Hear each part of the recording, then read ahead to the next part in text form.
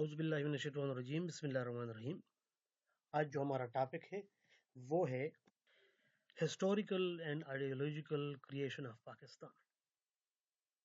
تو ہم یہ شروع کریں گے 1857 سے لے کر 1947 تک۔ تو اس میں ہم مختلف چیزوں کو ڈسکس کریں گے، جیسے war of independence, Aligarh movement, partition of Bengal, Shimla deportation, Minto Morley reforms, Lucknow pact, یہاں سے لے کر 1947 تک ہم جائیں گے۔ تو اس میں پہلے ہم جو آگے بڑھتے ہیں تو وہ ہم شروع کرتے ہیں وار آف انڈیپینڈنس سے۔ تو ہمارا سلائیڈ ہے وار آف انڈیپینڈنس کا۔ وار آف انڈیپینڈنس میں ایک ہندوستانی بغاوت ہوئی تھی 1857 سے 1859 تک، جس میں ہندوؤں اور مسلمانوں نے مل کر ایک لڑائی لڑی تھی تاکہ اس کے ذریعے سے جو انگریز ہے اس کو یہاں سے باہر نکالا جا سکے۔ برطانوی جو ایسٹ انڈیا کمپنی کی خدمت میں جتنے بھی ہندوستانی فوجی تھے، جو سپاہی تھے، اس کے ذریعے سے ہی میرٹھ میں جو ہے یہ جنگ شروع ہوئی۔ میرٹھ میں جو ہے اس کی شروعات ہوئی، اور پھر جو ہے 10 مئی 1987 سے اور یہ دہلی، آگرہ، کانپور، لکھنؤ سب جگہ تک جو ہے یہ پھیل گئی۔ اب ہندوستان میں اسے آزادی کی پہلی جنگ بھی کہا جاتا ہے، اور اس طرح اسے دوسری ناموں سے بھی پکارا جاتا ہے، کیونکہ یہ وار آف انڈیپینڈنس تھا تاکہ اس وار کے ذریعے سے ہم انگریزوں کو شکست دے دیں، انگریزوں کو یہاں سے بگائیں، اور واپس جو ہماری ایک وہ تھی۔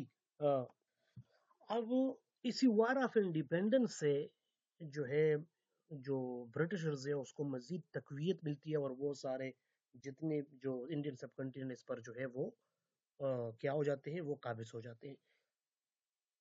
نیکسٹ سلائیڈ ہمارا ہے وہ ہے علی گڑھ موومنٹ۔ دیکھیں میں ایک سٹیپ آپ کو بتا رہا ہوں کہ وار آف انڈیپینڈنس کے بعد جو علی گڑھ موومنٹ ہے اس کو ذرا ڈسکس کرتے ہیں کہ وار آف جو علی گڑھ موومنٹ ہے اس میں ہم کیا ڈسکس کرتے ہیں سر سید احمد خان کے لحاظ سے۔ علی گڑھ موومنٹ اس لیے شروع کیا گیا کیونکہ یہ چاہتے تھے کہ مسلمان تعلیم کی طرف آئیں، اور تعلیم ہی کے ذریعے سے جو لوگ اس ملک پر قابض ہوئے ہیں اس کا مقابلہ کیا جا سکے۔ تو اس کے لیے انہوں نے علی گڑھ موومنٹ شروع کی اور پہلا اسکول کھولا مراد آباد میں، اور مراد آباد میں اس کا پہلا اسکول تھا جس کا نام تھا گلشن پبلک اسکول، اور وہ 1959 میں کھولا تھا۔ اس طرح پھر جو ہے انہوں نے کھولا سائنٹیفک سوسائٹی، پھر 1875 میں محمدن ایجوکیشن، پھر کالج کا درجہ ملا، اور پھر 1920 میں جو ہے اس کو جو ہے یونیورسٹی کا درجہ ملا۔ اچھا، یہ کیا جاتا ہے سر احمد خان نے جتنے بھی جو انڈین سب کنٹری مسلم معاشرہ ہے اس کی حالت ثقافتی ہو یا سماجی ہو یا تعلیمی لحاظ سے اس کو پتہ تھا کہ یہ بندہ ہو چکے ہیں، اور اس لیے انہوں نے یہ علی گڑھ تحریک شروع کی اور اتنے یہ اسکول بنائے تاکہ لوگ آ سکے، مسلمان خاص کر آ سکے، اور یہاں سے اپنی جو تحریک مسلم معاشرے کی تشکیل نو ہے، اور مسلم معاشرے میں جتنی فکری ترقی کے آغاز کے لیے یہاں سے اس کی جو ہے ترقی ہو سکے اور یہاں سے ابتدا ہو سکے۔ تو اس کا مقصد جو تھا، جو علی گڑھ موومنٹ تھا، وہ یہی تھا کہ یہاں سے مسلمان آئے اور اپنے جو ایجوکیشن ہے اس کو حاصل کرے، اور اس ایجوکیشن کے ذریعے سے اس کو جو ہے پھر کیا کر سکے، کاؤنٹر کر سکے انگریزوں کو، اور یہاں سے اس کو بگا سکے۔ اب جو اگر خیال کیا جاتا ہے کہ یہ علی گڑھ موومنٹ جو تھا یہ انگریزوں کی انگریزی زبان اور علم حاصل کرنے کے لیے جو ہے بنایا گیا تھا، لیکن اس کے علاوہ بھی جو ہے اس کے بہت سے جو علی گڑھ موومنٹ ہے اس کے لحاظ سے مسلم کمیونٹی کی جتنی اقتصادی، سیاسی اور اس کی اہمیت کو فروغ دینا، وہ بھی علی گڑھ موومنٹ میں شامل تھا۔ اس کے علاوہ مسلم کمیونٹی اور حکومت کے درمیان اعتماد کا احساس پیدا کرنا، یہ بھی اس کے ذریعے جو ہے اس کے ذریعے سے شامل تھا۔ تو میرے خیال میں علی گڑھ موومنٹ جو تھا وہ نہ کہ صرف ایک تعلیمی موومنٹ تھا، بلکہ اس کے ذریعے سے مسلمانوں کی سماجی، اقتصادی اور جو معاشی جو ایک تربیت گاہ تھی، تاکہ یہاں سے یہ ان ساری چیزوں کو سیکھ سکے، اور انہی کے ذریعے سے پھر جا کر جو ہے وہ کیا کر سکے، انگریزوں کا مقابلہ کر سکے۔ تو انہی کے ذریعے سے بہت سے ایسے لیڈرز جو تھے وہ علی گڑھ موومنٹ کی ہی پیداوار ہیں، جو پھر 1906 میں وہ بناتے ہیں مسلم لیگ، اور یہی مسلم لیگ جا کر پاکستان کو ایچیو کرتا ہے، پاکستان موومنٹ شروع کرتا ہے اور پاکستان کو حاصل کر دیتا ہے۔ نمبر 3 پہ آتا ہے پارٹیشن آف بنگال۔ کہ پارٹیشن آف بنگال جو 1905 میں ہوئی، اور اس کی جو عمل درآمد تھا وہ دسمبر 1903 میں شروع ہو چکا تھا۔ تو اس لحاظ سے جو पार्टीशन है, partition divided province between waste and east Bengal. अब जो ब्रिटिशर्स हैं वो कह रहे हैं कि यहाँ पर जो पार्टीशन हुई है वेस्ट और ईस्ट बंगाल में, तो इसका मकसद ये है कि ये बहुत बड़ा सूबा था और इसको उस तरह गवर्न नहीं किया जा सकता था, इसलिए इसको दो हिस्सों में तकसीम किया गया ताकि इसको बेहतर अंदाज से गवर्न किया जा सके। लेकिन जो डॉक्टर इश्तियाक हैं और डॉक्टर मुबारक अली हैं, वो कहते हैं कि नहीं, ये दरअसल इसलिए कि बिहार और उड़ीसा में उस वक्त, बिहार और उड़ीसा में उस वक्त जो है पॉलिटिकल अवेयरनेस आ गई थी, तो तमाम मुसलमान और हिंदुओं में एक पॉलिटिकल अवेयरनेस आ गई थी और उसी अवेयरनेस को कुचलने के लिए उन्होंने इसको दो हिस्सों में तकसीम कर दिया। एनी हाउ, जब ये पार्टीशन ऑफ बंगाल होती है तो इसके ज़रिए से मुसलमान खुश हो जाते हैं, हिंदू खफा हो जाते हैं और फिर इसके ज़रिए से वो स्वदेशी मूवमेंट शुरू करते हैं और स्वदेशी मूवमेंट इतनी बढ़ जाती है कि वो 6 साल तक चलती है और फिर आखिरकार अंग्रेज़ जो है वो सर झुका देते हैं और क्या करते हैं, इस पार्टीशन को एनलमेंट कर देते हैं 12 दिसंबर 1911 को 1911 को। नेक्स्ट हमारे पास जो टॉपिक है वो है सिमला डिपुटेशन। सिमला डिपुटेशन दरअसल जो 1906 में जो मुस्लिम लीग फॉर्म हुई थी तो उसके लिए एक डिपुटेशन गया था यकम अक्टूबर 1906 को और फिर 30 दिसंबर को जो है इसी डिपुटेशन के लोगों ने, लीडर्स ने एक बनाई एक पार्टी, जिस पार्टी का नाम था मुस्लिम लीग पार्टी। इसका मतलब ये है कि ऑल इंडिया मुस्लिम लीग जो यकम अक्टूबर 1906 को शिमला के मुकाम पर लाडमेंटो से मिलने गई थी, तो वहां पर उन्होंने 3 पॉइंट्स रखे थे। पहला ये कि हम आपके साथ लॉयल हैं, दूसरी 1/3 हमारे जो है ये मान लिया जाए और 1/3 रिप्रेजेंटेशन हमें दे दिए जाए और थर्ड नंबर है सेपरेट इलेक्ट्रेट। तो ये मनवाए गए और फिर 1906 में एक नई पार्टी का कियाम होता है जो जो कि इस वजह से होता है कि क्योंकि कांग्रेस जो है, कांग्रेस जो एक हिंदुओं की पार्टी थी, तो इन हिंदुओं की पार्टी और हिंदुओं से तंग आकर मुसलमान अपने लिए अपना एक प्लेटफॉर्म बनाना चाहते थे जिसकी वजह से वो अगर कोई मसला हो तो वो अंग्रेज सरकार तक पहुंचाया जा सके। तो यहाँ पर शिमला डिपुटेशन आता है और जिसके जरिए से एक नई पार्टी हमारे वजूद में आती है जिसको हम कहते हैं ऑल इंडिया मुस्लिम लीग। आगे जाते हैं तो मिंटो मिंटो मॉर्ले रिफॉर्म्स आते हैं और मिंटो मॉर्ले रिफॉर्म्स आते हैं 1909 में। इसके लिए तो शिमला डेपुटेशन गई थी क्योंकि उनको पता था कि वो एक रिफॉर्म्स लाने वाले हैं और यही रिफॉर्म्स को हम जब जानते हैं कि रिफॉर्म्स आने वाले हैं तो हम अपने सजेशंस जो हैं सामने रख देते हैं अंग्रेज सरकार को ताकि वो इस रिफॉर्म्स में शामिल किए जा सके।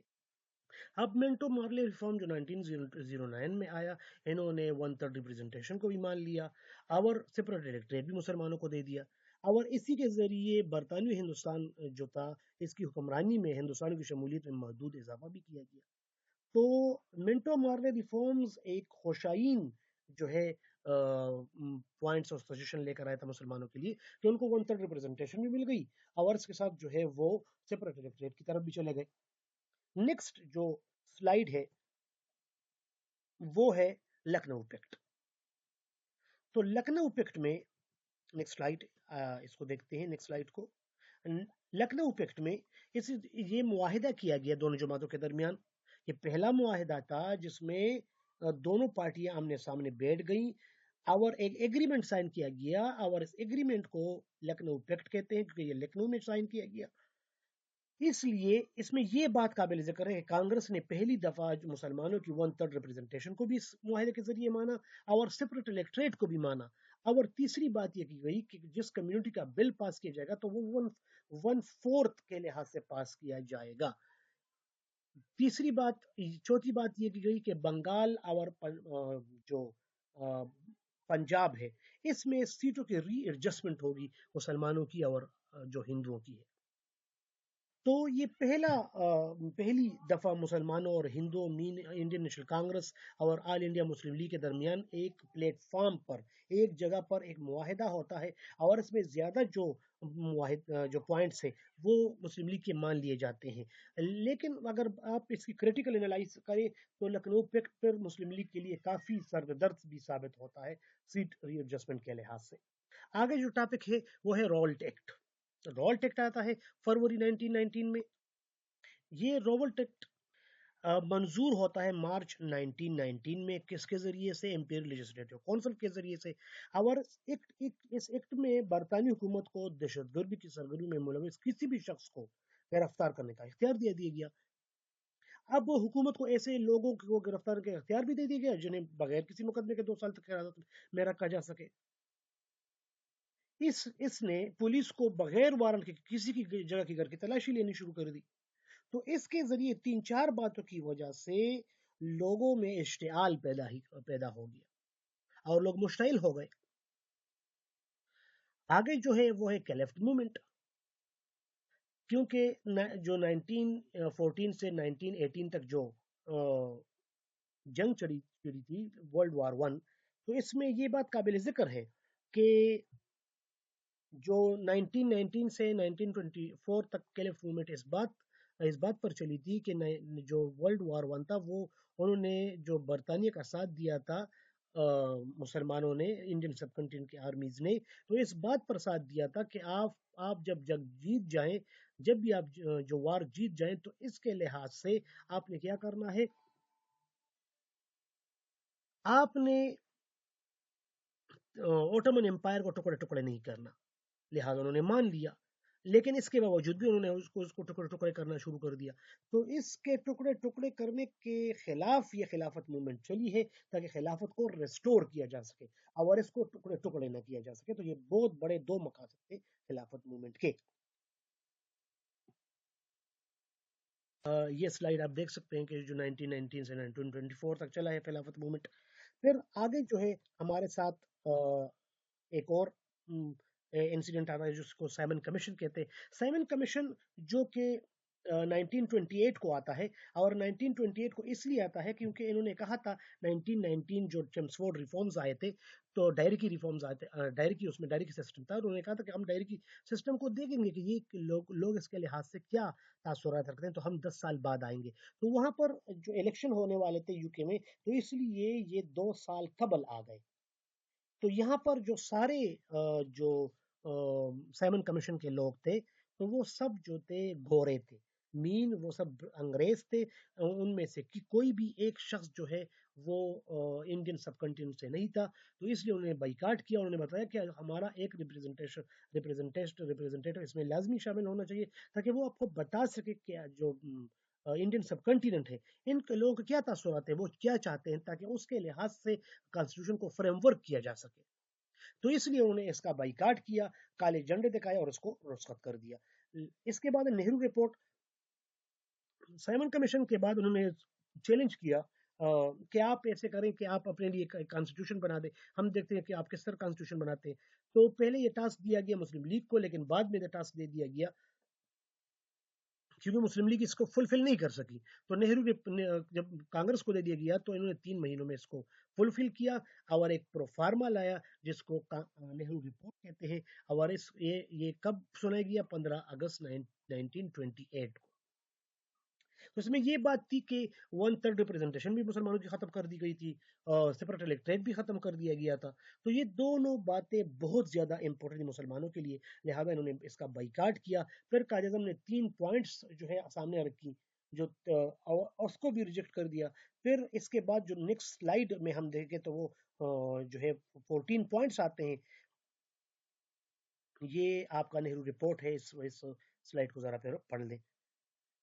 اس کے بعد جو ہے پھر 14 پوائنٹ آتے ہیں، کس وجہ سے کہ نہرو رپورٹ کو وہ منظور نہیں کرتے، اور قائد اعظم پہلے 3 پوائنٹ دیتے ہیں اور اس 3 پوائنٹ کو بھی ریجیکٹ کیا جاتا ہے، پھر 14 پوائنٹ دیتے ہیں، 14 پوائنٹس کو بھی ریجیکٹ کیا جاتا ہے۔ تو اس کے بعد قائد اعظم کہتے ہیں کہ آج سے اور ہمارے اور جو انڈین نیشنل کانگریس کے راستے کمپلیٹلی جدا ہو چکے ہیں۔ تو یہ 14 پوائنٹس ہیں۔ 14 پوائنٹس ذرا آپ پھر دیکھ لیں، یہ تو بہت لمبا ٹاپک ہے، اپنے طریقے سے ایک لمبا ٹاپک ہے جس میں قائد اعظم نے 14 پوائنٹس بتائے تھے، اور وہ 14 پوائنٹس مسلمانوں کو ان سب کا سیف گارڈ کرنا تھا، جیسے جو ہے فیڈرل سسٹم ہونا چاہیے، NWFP اور اس میں اصلاحات کرنی چاہیے، ریفارمز کرنی چاہیے، اس کے علاوہ سنگھ بمبئی سے الگ کرنا چاہیے، وغیرہ وغیرہ۔ ایسے بہت سے جو ہے اس میں پوائنٹس تھے، تاکہ اس سے مسلمانوں کو بھی فائدہ پہنچے۔ اس کے بعد جو ہے وہ ہے الہ آباد ایڈریس، جو 30 دسمبر 1939 کو کیا گیا تھا علامہ محمد اقبال نے۔ علامہ محمد اقبال نے جو خطبہ الہ آباد ان میں باقاعدہ یہ کہا گیا تھا کہ یہ جو مسلم میجورٹی ایریاز ہیں جس میں سندھ، بلوچستان، خیبر پختونخوا یعنی کہ NWFP اور پنجاب، اس کو ایک آزاد ریاست نہیں بلکہ ود ان برٹش انڈیا ایک اٹانومس اسٹیٹ جو ہے ڈکلیئر کی جا سکے، جہاں پر مسلمان اپنے عقائد کی پوری پیروی کر سکیں۔ اس کے بعد جو آتا ہے وہ ہے round table conferences. Round table conference جو ہے 1930، 31، 32 سے شروع ہوتے ہیں، لیکن اس کا کوئی نتیجہ نہیں نکلتا۔ پھر اس کے بعد جو ہے اب جو راؤنڈ ٹیبل کانفرنس یہ ہوئے کیوں ہے؟ یہ ہوئے اس لیے کیونکہ ان کو پتہ لگ گیا تھا برٹشرز کو کہ یہ انڈین سب کنٹینٹ جو ہمارے ہاتھ سے جا رہے ہیں، یہاں پر جب فسادات شروع ہو چکے ہیں، تو انہوں نے انڈین نیشنل کانگریس اور مسلم لیگ کو بلایا تھا کہ کچھ اختیارات اپنے پاس رکھے اور کچھ اختیارات انڈین کو جو ہے فراہم کیے جا سکے، لیکن وہ بے نتیجہ ثابت ہوئے۔ پھر کمیونل ایوارڈ آتا ہے اور پھر 1935 کا ایکٹ پاس ہو جاتا ہے، اور جو کہ انڈین سب کنٹیننٹ کا سب سے بہترین جو ہے انگریزوں کے لحاظ سے وہ سب سے اچھا ایک کانسٹیٹیوشن تھا، لیکن قائد اعظم اور گاندھی نے اس کو ریجیکٹ کر دیا تھا کیونکہ انہوں نے کہا کہ یہ جسٹ بروکن ایگز ہیں۔ اس کے بعد جو 1935 کا ایکٹ آتا ہے تو اس کے ذریعے سے جو ہے پہلی دفعہ انڈین سب کنٹیننٹ میں الیکشن ہوتے ہیں 1936-37 میں، اور اس میں کانگریس جیت جاتی ہے، جس میں کانگریس کی منسٹری ہوتی ہے 1936 سے 1937 ٹو 1939، اور اس میں بہت زیادہ اختلافات سامنے آتے ہیں جس کی وجہ سے مسلمان جو ہے پریس کیے جاتے ہیں، اور پھر وہ اپنے لیے جو ہے قائد اعظم رحمۃ اللہ علیہ جب ان کو دیکھتے ہیں تو وہ گلی گلی کوچے کوچے میں جاتے ہیں اور مسلمانوں کو اویئر کرتے ہیں کہ اگر آپ کی کوئی پارٹی ہے اور آپ کو کوئی بچا سکتی ہے تو وہ صرف مسلم لیگ ہی ہے۔ یہ دیکھ لیں ذرا ان کا اسی کا سلائیڈ ہے کہ اسی مطلب ہے کہ جو ہم نے پڑھا 1935 ٹو 1937 جو الیکشن تھے اس کا سلائیڈ ہے، تو وہ آپ جس میں دیکھ سکتے ہیں۔ اس کے بعد جو ہے پھر لاہور ریزولوشن آ جاتا ہے 1940، 24 مارچ 1940 کو یہ پاس کیا جاتا ہے، جس کا مقصد ہوتا ہے کہ ہم آپ کے کوئی کانسٹیٹیوشن کو نہیں مانیں گے یہاں تک کہ آپ مسلم میجورٹی ایریاز جو ہیں جو ایک متصلہ ہیں، اس کا بارڈر ٹو بارڈر ملتا ہے، اس کو اٹانومس اسٹیٹس جو ہے with in British India declare نہ کر دیں۔ اس کے 400 ورڈز تھے اور 4 پیراگراف تھے۔ یہ لاہور میں ہوا ہے کیونکہ وہاں پر مسلمانوں کی لیڈرز کا گڑھ تھا، مسلم لیگ کا گڑھ تھا۔ اس کے بہاف پر اس کے علاوہ مارچ میں اس لیے ہوا کیونکہ یہ مارچ میں نہ زیادہ سردی ہوتی ہے نہ زیادہ گرمی ہوتی ہے، اور دوسری بات یہ ہے کہ یہ پاس ہوا ہے 24 کو، ناٹ آن 23۔ تو لاہور ریزولوشن ہی وہ بنیاد ہے جس کے بہاف پر 7 سال کے عرصے میں مسلمانوں نے پاکستان کو ایچیو کر دیا تھا۔ تو یہ آپ کا لاہور ریزولوشن ہے، یہ اس میں نے چھوٹا سا سلائڈ اس کا بنایا ہوا ہے۔ اس کے بعد پھر آتا ہے کرپس مشن اور کوئٹ انڈیا موومنٹ۔ کرپس مشن آتے ہیں 1942 میں، اور کوئٹ انڈیا موومنٹ بھی جو ہے 1942 میں شروع ہو جاتا ہے۔ کرپس مشن میں دیکھیں یہ جب ورلڈ وار 2 شروع ہوتا ہے تو یہاں پر ان کو آرمی کی ضرورت ہوتی ہے، جاپان بالکل سر پر کھڑا ہوتا ہے، تو یہ چاہتے ہیں امریکہ اس کو پر فوکس زور دیتی ہے، فورس کرتی ہے کہ آپ جائیں اور انڈین سب کنٹیننٹ سے ان کو کچھ سجیشنز دیں اور ان سے کہیں کہ آپ اپنی آرمی ہمیں دے دیں۔ لہٰذا جب وہ اسٹیفرڈ کرپس کے سربراہی میں آتے ہیں تو وہ چند پوائنٹس رکھتے ہیں اور وہ پوائنٹس وہ ریجیکٹ ہو جاتے ہیں اور وہ آرمی دینے سے جو ہے انکار کر دیتے ہیں۔ کوئٹ انڈیا موومنٹ جو ہے شروع کرتے ہیں گاندھی جی، اور اس کے بدلے میں پھر قائد اعظم رحمۃ اللہ شروع کرتے ہیں divide and quit India movement. یہ آپ کرپس مشن دیکھ سکتے ہیں کہ جو 22 April to 12 March 22 March to 12 April 1942 تک جو ہے آیا تھا۔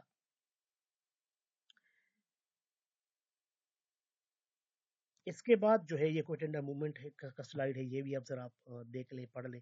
اس کے بعد جو ہے وہ ہے جنرل الیکشن 1945-46 میں۔ یہ ایک ایسا مرحلہ تھا، اگر اس میں مسلم لیگ ہار جاتا تو اس کا یہ دعویٰ درا کا درا رہ جاتا کہ وہ جو ہے مسلمانوں کی پارٹی ہے۔ اب یہاں پر الیکشن ہوتا ہے تو یہاں پر مسلم لیگ کا جو سائن ہوتا ہے، جو سمبل ہوتا ہے وہ ترازو ہوتا ہے، اور جو آل انڈیا مسلم جو آل انڈیا نیشنل کانگریس ہوتا ہے اس کا چرخا ہوتا ہے، جو जो जिससे कपड़े बुनते हैं, तो जो गांधी जी ज़्यादातर इस्तेमाल करता था, तो उस चरखा को जो है उसका निशान बना दिया जाता है। तो यहाँ पर मुस्लिम लीग जो है मैदान मार लेती है, चाहे वो प्रोविंशियल में हो या सेंटर में हो, तो दोनों सतहों पर जो है मुस्लिम लीग अपने पूरे के पूरे मुस्लिम सीटों को सिक्योर कर लेती है। तो ये एक बहुत बड़ा चेंज था कि बहुत से लोग जो है चेंज होते नजर आ रहे थे कि वो मुस्लिम लीग की तरफ आ रहे हैं, और उनका मोटो जो है वो एक एक आज़ाद रियासत है, ताकि हम इस हिंदू से आज़ादी हासिल कर सके और अपने लिए एक आज़ाद रियासत का क़याम कर सके। तो इस इलेक्शन की जीतने का मकसद भी यही था कि यहाँ के इंडियन सब कंट्री के जितने भी मुसलमान हैं वो ये चाहते हैं कि हम हिंदू से आज़ादी हासिल कर सके। यूनाइटेड इंडिया नहीं चाहते थे, क्योंकि कांग्रेस का यहाँ पर जो स्लोगन था वो यूनाइटेड इंडिया था, और जो मुस्लिम लीग था उनका पास लेके रहेंगे पाकिस्तान, तो पाकिस्तान जो है उनका स्लोगन था। तो इस बिहाफ पर हम ये कह सकते हैं कि यहाँ पर जो है मुस्लिम लीग की जीत जो है दरअसल पाकिस्तान अचीवमेंट का एक आखिरी कील था, उसमें उसके ताबूत में टोक दिया गया और पाकिस्तान को बनाने की राहें हमवार हो गई। ये आप देख लें, ये मैंने इसके लिहाज से स्लाइड बनाया। फिर कैबिनेट मिशन प्लान आता है, और ये अपने ये बहुत ये मौलाना अबुल कलाम आज़ाद जो कि सदर होता है उस वक़्त कांग्रेस का, और कायरज़म से मिलते हैं, लेकिन वो आपस में कोई जो पॉलिटिकल डेडलॉक है वो उसी तरह रहते हैं। लिहाजा जो कैबिनेट मिशन होता है वो अपनी तरफ से सजेशन देते हैं, और मुकम्मल जो इंडिया है, सॉरी जो इंडियन सब कंटिनेंट के, तो उसको 3 हिस्सों में तकसीम कर देता है, ए बी सी। ए में सारे हिंदू इलाके, बी में मुस्लिम इलाके, और सी में बंगाल, आसाम और सिलेट। तो ये 3 हिस्सों में इसको तकसीम कर देता है। इसके बाद जो है 3 जून प्लान है, और 3 जून प्लान जो है माउंट बेटन का है, क्योंकि लॉर्ड वेबल चले गए थे 20 मार्च को 1947 को, और लॉर्ड माउंट बेटन आ चुके हैं, और 22 मार्च 1947 को इन्होंने हल्फ उठाया। यहाँ पर अंग्रेजों का ये ख्याल था कि हम जून 1948 तक रहेंगे, लेकिन हालात और वाकयात को देखते हुए इन्होंने 3 जून 1947 को एक ड्राफ्ट पास किया, एक प्लान पास किया जिसको 3 जून पार्टीशन प्लान भी कहते हैं। इसमें इंडिया और पाकिस्तान को अलहदा किया गया, और रियासतों को इख्तियार दिया गया कि आप जिसके साथ मिलना चाहते हैं मिल सकते हैं। आप पाकिस्तान के साथ मिलना चाहते हैं या इंडिया के साथ आप मिलना चाहते हैं, तो आपको बाकायदा इख्तियार है कि आप मिल सकते हैं। लिहाजा बहुत से स्टेटों ने अब जो है इंडिया के साथ ज्वाइन किया, और बहुत से स्टेटों ने पाकिस्तान के साथ ज्वाइन किया। लेकिन जो सबसे बड़ा मसला सामने आया तो वो कश्मीर इशू था, और कश्मीर पर आज तक पाकिस्तान और इंडिया के 3 जंगें इस पर हो चुकी हैं। द लास्ट वन के 3 जून प्लान के बाद हम आज़ादी बनाते हैं 14 अगस्त 1947 को, हमारा इंडिपेंडेंस डे होता है 14 अगस्त 1947। तो ये सारे वाकयात जो थे, अगर हम वापस अपने स्लाइड नंबर 1 पर जाएं, तो स्लाइड नंबर 1 पर ये हमें देखने का मौका मिलता है कि ये वॉर ऑफ इंडिपेंडेंस से लेकर 3 जून प्लान तक मुसलमानों ने मुख्तलिफ अंदाज से स्ट्रगल की है इस मुल्क को हासिल करने के लिए। तो यहाँ पर ये चाहते थे कि हम मुल्क को एक अलहदा मुल्क को हासिल करें, जहाँ पर हम अपनी इबादत और तमाम वो सिस्टम जो एक दीन हमें प्रोवाइड करती है इस्लाम, हम उसका बोलबाला कर सके। अब और उनके वजूहात पर सामने आए हैं कि कहाँ पर हिंदुओं ने जो है मुसलमानों को सप्रेस करने की कोशिश की है, मुसलमानों के उसके जायज़ डिमांड नहीं दिए। अगर वो उस वक्त जायज़ डिमांड जो मुसलमान जो चाह रहे थे वो दे रहे थे, तो ये इंडियन सबकॉन्टिनेंट कभी तकसीम नहीं होता। लेकिन इससे ये बात सामने आती है कि मुसलमान आखिर वो चाहते थे कि हमें एक सेपरेट स्टेट इसलिए मिले क्योंकि आज हमें अपने जो है ये हुकूक नहीं दे रहे। अगर अंग्रेज यहाँ से चले गए तो फिर हमारा क्या हाल होगा, क्योंकि वी आर आल्सो माइनॉरिटी। उस वक्त 27 करोड़ थे और हम सिर्फ 9 करोड़ थे। तो आप ये डिफरेंस को भी देखें, 1/3 जो है डिफरेंस है, तो वो मेजॉरिटी में है।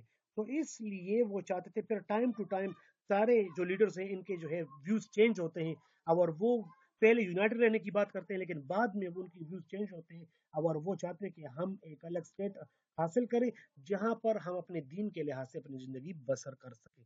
तो बेटा ये आज का टॉपिक था। इंशाल्लाह मिलते हैं नेक्स्ट टॉपिक में। अस्सलाम वालेकुम।